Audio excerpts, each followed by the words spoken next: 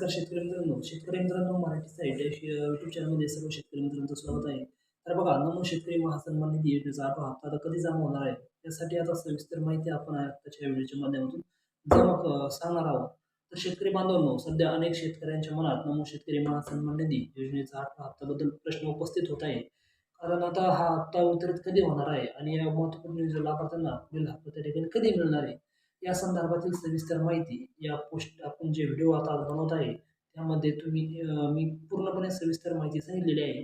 तर तुम्ही हा व्हिडिओ सविस्तरपणे संपूर्णपणे बघा, जेणेकरून तुम्हाला याच्याबद्दल आठवा हप्ता कधी मिळणार आहे याच्याबद्दल सर्व शंका त्या ठिकाणी दूर होणार आहे. तर बघा, नमो शेतकरी महासन्मान निधी योजना हप्ता वितरित करण्याच्या प्रक्रियेत काही महत्त्वाच्या टप्प्यांचा समावेश असतो.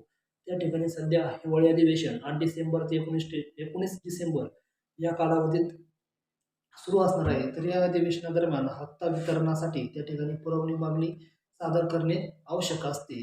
त्याच्यामुळे त्या ठिकाणी आता पुरवणी मागणी सादर केल्यानंतर पुढील आवश्यक टप्पा त्या ठिकाणी राज्यपालांकडून या हप्त्याच्या वितरणासाठी मंजुरी मिळवणे. ही मंजुरी मिळाल्यानंतरच पात्र लाभार्थ्यांसाठी किती निधीची आवश्यकता त्या ठिकाणी आहे या संबंधीचा त्या ठिकाणी सविस्तर उल्लेख असलेले एक विशिष्ट जी.आर म्हणजे राज्य शासकीय निर्णय त्या ठिकाणी सरकारकडून काढला जातो.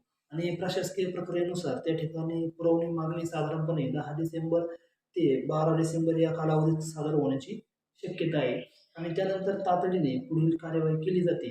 हे सर्व टप्पे विचारात घेऊन त्यांनी त्या ठिकाणी नमो शेतकरी महासन्मान योजनेचा त्या ठिकाणी आठवा हप्ता जो आहे 20 डिसेंबरच्या पूर्वी त्या ठिकाणी शेतकऱ्यांच्या बँक खात्यामध्ये जमा होण्याची शक्यता त्यांनी सांगितलेली आहे.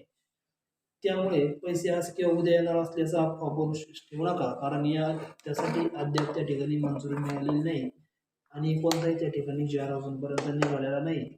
अधिकृत माहितीनुसार 20 डिसेंबर पूर्वी हा हप्ता त्या ठिकाणी वितरित होणार आहे असं सांगण्यात येत आहे. त्या ठिकाणी कारण 8 डिसेंबर ते 19 डिसेंबरपर्यंत हिवाळी अधिवेशन चालणार आहे.